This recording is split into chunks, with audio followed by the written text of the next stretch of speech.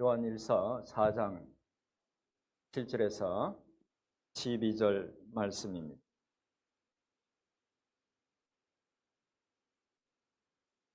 제가 받들어 읽겠습니다. 사랑하는 자들아, 우리가 서로 사랑하자. 사랑은 하나님께 속한 것이니 사랑하는 자마다 하나님으로부터 나서 하나님을 알고 사랑하지 아니하는 자는 하나님을 알지 못하나니 이는 하나님은 사랑이심이라. 하나님의 사랑이 우리에게 이렇게 나타난 바 되었으니 하나님이 자기의 독생자를 세상에 보내심은 그로 말미암아 우리를 살리려 하심이라. 사랑은 여기 있으니 우리가 하나님을 사랑한 것이 아니요 하나님이 우리를 사랑하사 우리 죄를 속하기 위하여 화목제물로 그 아들을 보내셨습니다. 사랑하는 자들아, 하나님이 이같이 우리를 사랑하셨은즉 우리도 사랑하는 것이 마땅하도다. 같이 읽겠습니다. 어느 때나 하나님을 본 사람이 없으되 만일 우리가 서로 사랑하면 하나님이 우리 안에 거하시고 그의 사랑이 우리 안에 온전히 이루어지느니라. 아멘. Dear friends, let us love one another, for love comes from God. Everyone who loves has been born of God and knows God.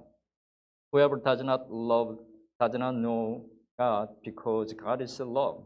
This is how God showed His love among us. He sent His one and only Son into the world that we might live through Him.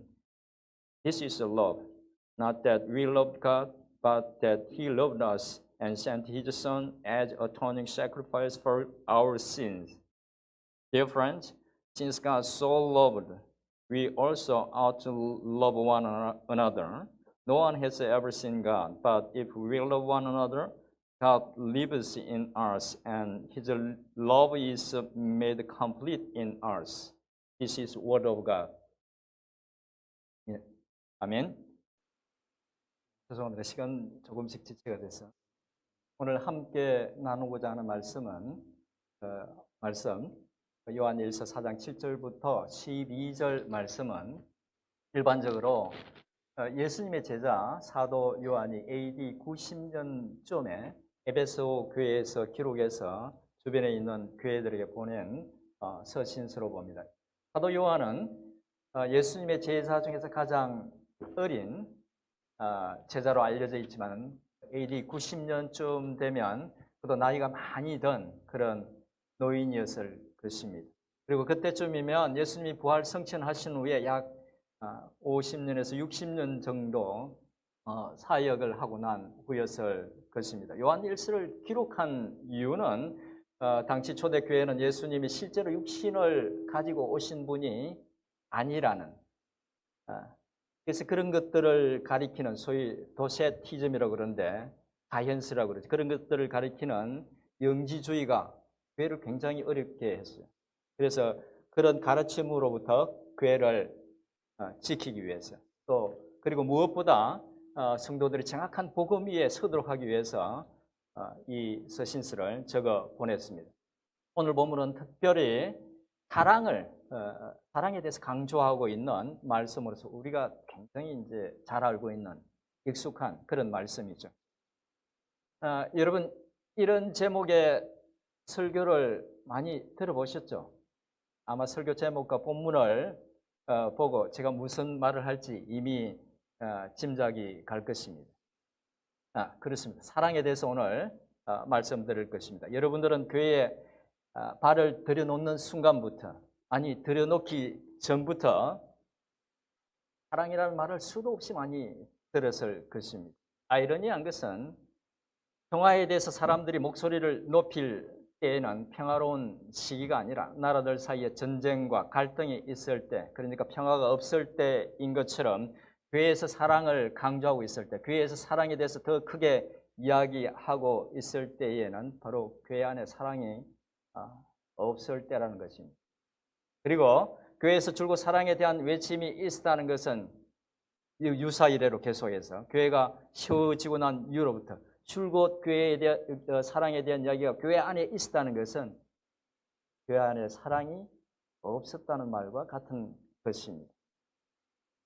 늘 저의 마음을 아프게 하는 것은 사랑이 삶의 가장 중요한 윤리라고 말하는 이 교회 안에 사랑이 없어서 그렇게 끝없이 싸우고 있다는 것입니다. 차라리 사랑에 대해서 말이라도 하지 말든지 입만 열면 사랑을 말하면서 다른 사람에 대한 용서와 이해와 관용이 없습니다. 사랑을 말하면서 오히려 믿지 않는 사람들보다 더 많이 시기와 질투가 가득한 그런 삶을 살고 있습니다. 저는 그 사실이 너무 가슴 아픕니다. 제가 이렇게 말씀드리면 그 말을 하는 당신은 어떤가 묻고 싶죠? 저도 예외는 아닙니다. 그래서 저 자신에게 자주 절망합니다. 그리고 사실 이 설교를 준비하면서도 사랑에 대한 이 설교를 하면 사람들이 얼마나 바뀔까 그 생각을 잠시 했습니다. 사랑에 대해 많은 설교를 들었고 제가 또 설교를 해왔지만 저 자신조차도 잘 바뀌지 않는 것을 생각하면 한 번의 설교로 사람들이 바뀌기를 기대하는 것은 과욕이라는 생각이 듭니다. 그럼에도 불구하고 이렇게 또 사랑에 대해서 말씀을 전하는 것은 첫째, 하나님의 뜻을 전하는 것이 저의 소명이기 때문이고, 둘째는 그것이 저를 포함한 우리에게 지금 필요한 말씀이라는 생각이 들기 때문이고, 셋째는 우리의 그런 기대와 예상, 부정적인 그런 기대와 예상을 뛰어넘는 하나님의 선하심을, 하나님의 선한 능력을 믿기 때문입니다. 이제 주신 말씀을 보면서 나이가 많이 든 노사도 요한이 유언처럼 남긴 서신서 속에서 사랑하는 성도들에게 사랑에 대해서 어떤 권면을 하고 있는지 살펴보도록 하겠습니다.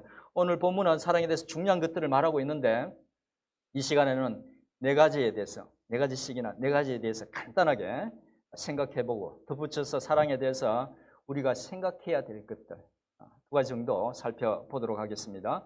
첫 번째 우리가 살펴볼 것은 감히 하나님을 안다고 말할 수 있는 사람들에게는 사랑이 필수라는 것입니다.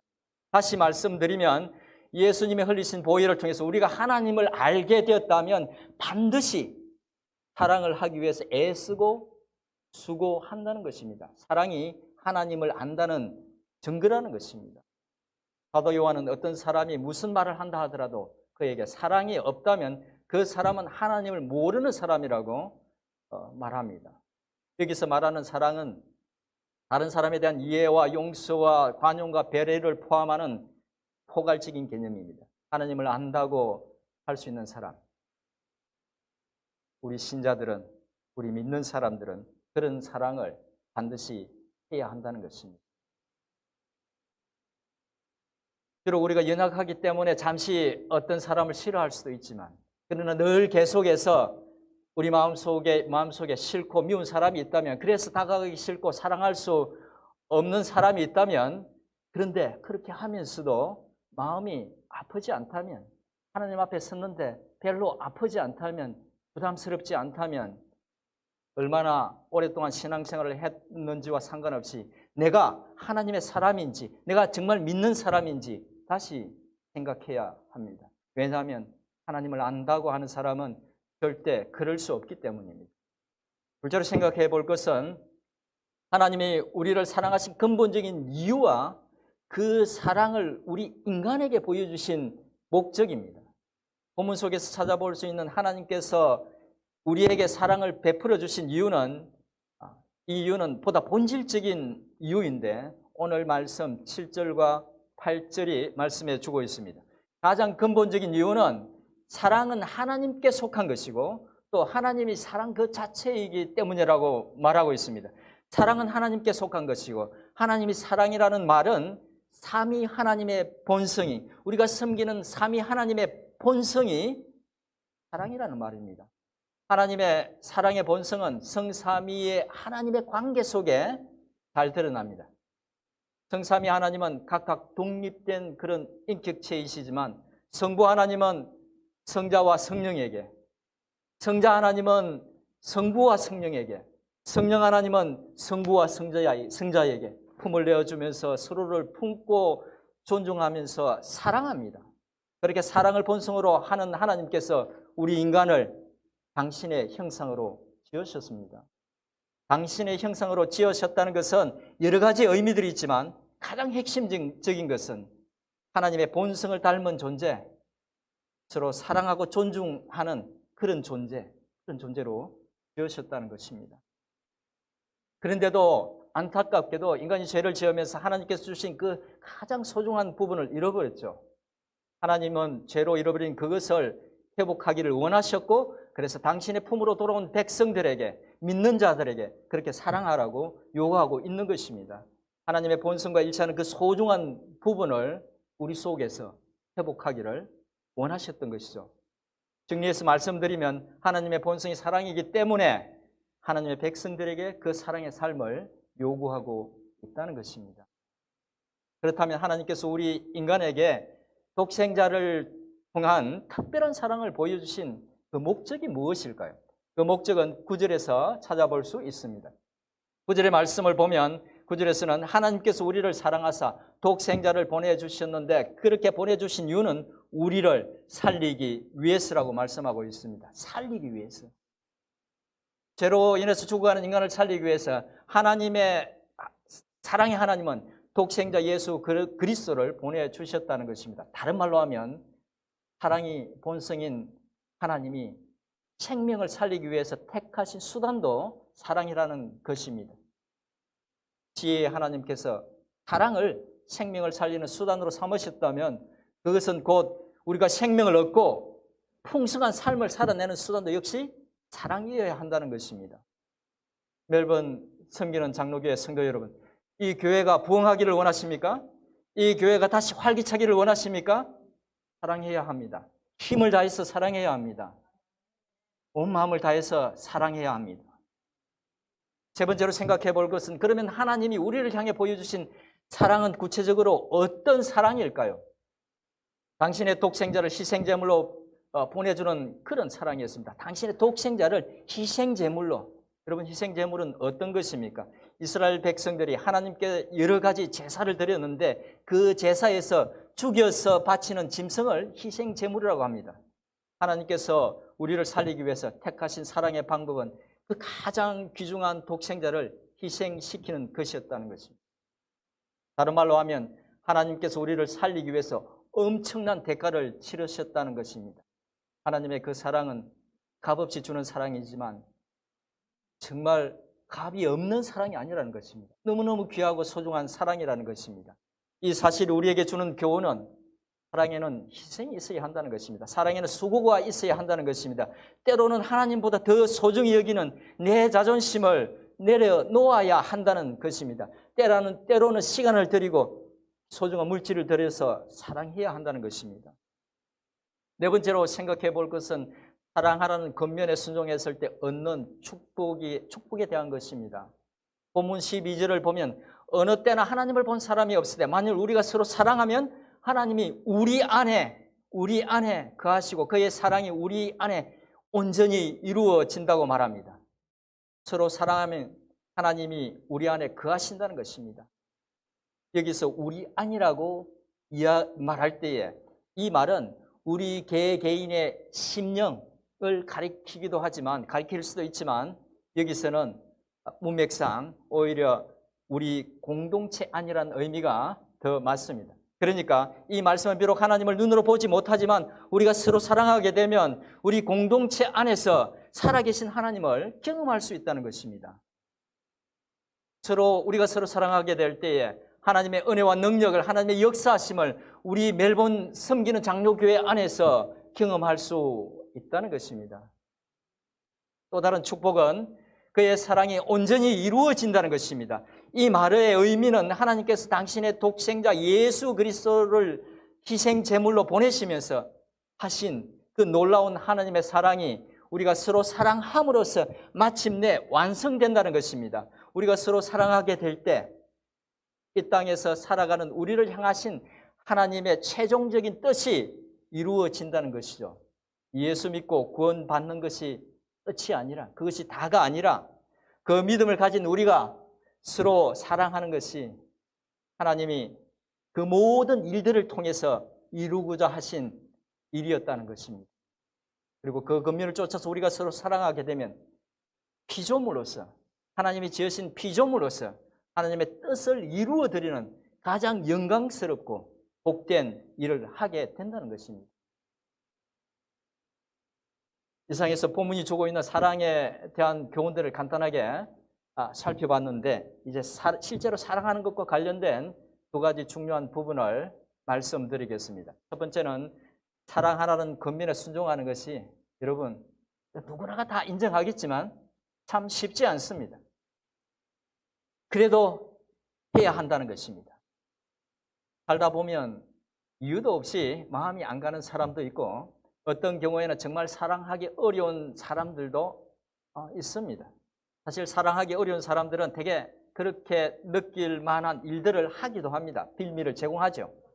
그런 것을 보면 마음이 상해서 그 사람에 대한 미운 감정이 생기면 세상 사람들은 적당히 미워하면서 살아가죠. 그리스도인들은 그런 마음을 품고 살기가 쉽지 않습니다. 다른 사람에 대한 미움의 마음을 갖고 있으면 하나님 앞에 설 때마다 죄책감이 들죠. 그런 마음이 죄송하고 미안해서 계속 회개합니다. 그런데 대개 그런 경우 한두 번으로 끝나지 않습니다. 겨우 마음을 추스르고 나면 똑같은 일을 해서 마음을 뒤집어 놓습니다. 문제는 그렇게 미운 짓을 하는 사람은 아무렇지도 않게 사는데 마음에 미움이 생긴 사람은 하나님 앞에 수도 없이 넘어졌다가 일어섰다가 넘어졌다가 일어섰다가 그걸 되풀이합니다. 그래서 더 괴롭습니다. 많은 신앙인들이 이 대목에서 실패를 거듭하다가 자포자기하고 대충 살거나 우리가 잘하는 거 있죠. 안 그런 척합니다. 그러면 우리는 이런 상황 속에서 어떻게 해야 할까요? 여러분 다소 실망스러운 답이 될지 모르지만 포기하지 말고 계속 그렇게 살아야 합니다. 왜냐하면 거기에서 멈추면 하나님의 은혜의 문턱에서 멈추는 것이 되기 때문입니다. 우리는 수도 없이 반복되는 그런 실패 속에서 종종 생각지도 못한 하나님의 큰 은혜와 깨달음을 얻을 수 있습니다. 저의 신앙 경험이 그렇습니다. 그런 반복되는 실패 속에서 우리는 하나님께서 우리 자신에게 보여주기를 원하시는 것을 종종 보게 됩니다. 우리의 실체 같은 거 있죠. 어떤 경우에는 아집과 평균과 같은 자신의 삐뚤어진 모습을 그런 갈등 속에서 발견하게 됩니다. 어떤 경우에는 다른 사람에게서 가장 싫어하는 그 모습이 내게 있다는 것을 발견하기도 합니다. 그러면서 깨닫게 되는 것은 거듭되는 실패를 통해서 깨닫게 되는 것은 우리 하나님의 은혜 없이는 하나님의 은혜 없이는 아무것도 할 수 없는 존재, 심지어 사랑도 못하는 존재라는 것입니다. 별 것도 아닌 문제를 용서하지 못하고 쉽게 손 내밀지 못하는 그런 악하고 나약한 존재라는 것을 발견하게 된다는 것입니다. 그러나 그렇게 하나님 은혜 없이는 아무것도 할 수 없다는 우리 자신의 무기력함을 발견한 것도 중요하지만 그 많은 실패에도 불구하고 끝없이 사랑을 연습해야 하는 이유는 세상은 결과를 보지만 하나님은 우리 속에 들어있는 동기를 보시기 때문입니다. 그렇게 넘어졌다가 일어서고 넘어졌다가 일어서면서 힘들지만 하나님의 뜻대로 살고자 하는 그 선한 동기를 하나님께서 귀하게 보시기 때문에 우리는 포기하지 말고 사랑을 연습해야 한다는 것입니다. 하나님께서 그 아픈 마음을 알고 계신다는 거죠. 그러나 그것이 다라면 아마 우리 중에 많은 사람들을 사랑하기를 그래도 포기하고 말 겁니다. 하지만 사랑해야 하는 수준과 하나님께서 요구하신 그 사랑해야 하는 그 높은 수준과 현재의 우리의 그런 낮은 수준, 그 사이에 어떤 간격을 메울 수 있는 가장 결정적이고 중요한 방법이 있습니다. 여러분 이걸 꼭 기억하셔야 합니다. 그것은 그 간격을 메우는 것은 다름 아닌 하나님의 은혜라는 것이 나의 수고, 나의 노력이 아니라 하나님의 은혜라는 것입니다. 자주 있는 일은 아니지만 누군가를 용서하고 사랑하게 되기를 진심으로 하나님 앞에 구할 때, 그런 은혜를 진심으로 구할 때 종종 그 간격이 하나님의 은혜로 메워지는 것을 경험하게 됩니다. 마음을 어렵게 하는 어떤 사람에 대해서 사랑과 긍휼의 마음을 달라고 정말 간절히 기도하면 한순간 그 사람에 대한 어떤 그런 미움이 눈 녹듯이 사라지고 긍휼과 사랑의 마음이 생기는 것을 경험하기도 합니다. 그런 경험들을 통해서 다시 한번 사랑은 내 힘으로 하는 것이 아니라 하나님이 부어주시는 은혜로 할 수 있다는 것을 절감하게 되고 또 그런 경험들을 통해서 점점 더 하나님을 의지하는 법을 배우게 됩니다. 그러면서 우리는 우리 자신도 모르게 하나님의 은혜 속에서 우리의 체질이 바뀌어서 사랑할 수 있는 인격으로 조금씩 성숙해져 갑니다. 사랑을 연습하면서 갖게 되는 실패가 실패로 끝나는 것이 아니라 하나님의 어떤 은혜와 역사 속에서 우리를 성장시켜가는, 거룩하게 더 만들어가는 그런 선한 도구가 될 수 있다는 것입니다. 그리고 마침내 이 어려운 사랑을 건면했던 이유가 단지 하나님 당신의 뜻을 이루기 위한 것이 아니라 다른 사람이 아닌 그 권면에 순종하는 나를 위한 것이라는 것을 깨닫게 됩니다. 유치원 시인이 쓴 행복이라는 시에서 시는 이렇게 시작합니다. 사랑하는 것은 사랑을 받는 이보다 행복하나니라. 여러분 이 시 아시죠? 저는 어릴 때 이 구절이 잘 이해가 안 됐습니다. 어떻게 사랑과 관심을 받을 때 행복하지 사랑하는 것이, 다른 사람을 사랑하는 것이 더 행복할까 하는 생각을 했습니다. 그런데 사역을 하면서 정말 그렇다는 것을 깨닫게 되었습니다. 저는 교회 사역을 하면서 참 많은 사람들을 만납니다. 그런 사람들 중에 특별히 삶이 행복해 보이는 사람들을 만나게 됩니다. 그런 분들의 공통적인 특징은 주변 사람들을 많이 사랑하고 있더라는 것입니다. 주변에 있는 사람들에게 관심을 갖고 기뻐할 일은 마음을 다해서 이렇게 함께 기뻐해주고, 힘든 일이 있으면 위로해주고, 또 혹 누가 병원에 입원했다고 하면 열심히 음식을 만들어서 문병하고 그렇게 사랑을 베풀면서 살아가는 사람들은 다른 사람들과 다르게 정말 눈에 띄게 행복해 보였습니다. 그 이유를 가만히 생각해 보니까 그렇게 사랑을 베풀면서 사는 사람은 타인에 대해서 갖는 그 사랑 때문에 자신의 마음이 먼저 따뜻해졌기 때문이라는 것을 알게 됐습니다. 사랑하라는 하나님의 명령에 순종하여서 제일 먼저 복을 받는 사람은 너가 아니라 아들라는 것입니다. 다음으로 사랑에 대해서 생각해 볼 것은 그렇게 많은 사랑에 대한 시행착오를 거치면서 하나님의 사랑을 연습해 갈 때 분명히 해야 할 부분이 있다는 것입니다. 그것은 하나님의 사랑은 불의와 악을 허용하는 그런 방종의 사랑이 결코 아니라는 것입니다. 사람들은 듣고 싶은 것만 듣고 보고 싶은 것만 보는 경향이 있기 때문에 하나님의 사랑에 대해서도 그냥 다른 부분으로 무시합니다. 그냥 사랑하는 것, 무조건 사랑하는 것, 조건도 없이 사랑하는 것, 이유도 없이 사랑하는 것, 그런 것이라고 생각합니다. 그러나 그것은 하나님의 사랑에 대한 오해입니다. 구속사 가운데 어느 순간에도 하나님은 인간의 방종을 허용하는 그런 사랑을 하신 적이 없습니다. 결단코 없습니다. 아브라함과 언약을 맺으신 후 하나님은 이스라엘 백성들을 대하실 때에 그들의 우상 숭배뿐만 아니라 부정부패, 약탈, 착취 같은 그런 사회적인 불의를 결코 묵과하신 적이 없습니다. 그게 어디 나오느냐? 그것이 바로 이스라엘의 역사입니다. 그것이 예언서들의 속에 나오는 내용들입니다. 끝없이 반복해서 나오는 내용들입니다. 하나님은 이스라엘 백성들이 그렇게 할 때마다 적극적으로 개입하셔서 그들을 타이르기도 하시고 경고하시기도 하시고 실제로 징계하심으로 그들을 공의롭고 바르게 살도록, 거룩하게 살도록 교훈하시고 훈계하셨습니다. 이 사실이 의미하는 바는 하나님은 방종을 용납하는 그런 값싼 사랑을 원하는 것이 아니라 도덕적으로, 윤리적으로 거룩하고 반듯한 사랑을 원하신다는 것입니다. 이제는 말씀을 정리하겠습니다. 예수님과 함께하면서 또 예수님이 성천하신 후 평생 복음을 전하면서 하나님의 그 사랑을 깊이 체험하고 깨달은 노사도 요한은 그가 사랑하는 성도들에게 유언처럼 다시 한번 사랑을 건면합니다. 하나님을 안다고 하는 모든 사람들의 삶에는 반드시 사랑이 있어야 한다는 것입니다. 그리고 그 사랑이 있을 때에 마침내 하나님이 우리 안에 거하시고 그의 사랑이 우리 안에서 온전히 이루어질 수 있다고 말합니다. 사랑하는 성도 여러분, 우리는 하나님의 뜻 가운데 삶의 한 기간 동안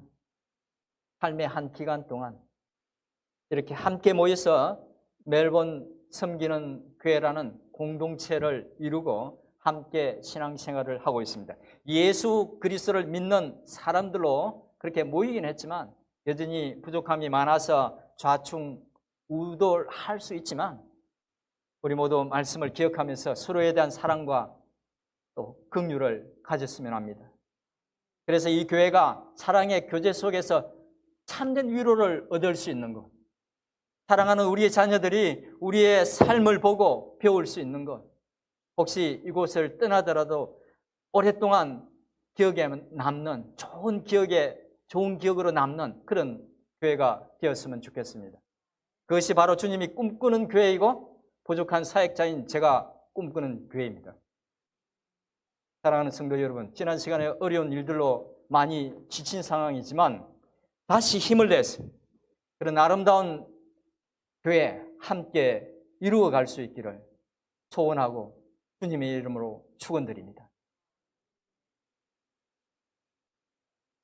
하나님, 오늘도 말씀으로 저희를 교훈해 주셔서 감사합니다. 진정으로 저희들이 서로를 사랑할 수 있는, 그렇게 사랑할 수 있도록 하나님 은혜를 베풀어 주시옵소서. 우리의 힘으로 능으로 하나님 서로를 사랑할 수 없습니다. 아버지 하나님, 우리의 심령 가운데, 우리 가운데 성령을 쏟아부어 주셔서 주님 서로 사랑할 수 있도록, 서로를 용서하고 아낄 수 있도록, 배려할 수 있도록 은혜를 베풀어 주시옵소서. 그래서 우리 속에 남아있는 상처들이 치료되고 정말 아버지 하나님 이 지역에서 참 아름다운 교회로, 참 귀한 교회로 아버지 하나님 그렇게 소문난 교회가 될 수 있도록 하나님 은혜를 베풀어 주시옵소서. 예수님의 이름으로 기도드립니다. 아멘.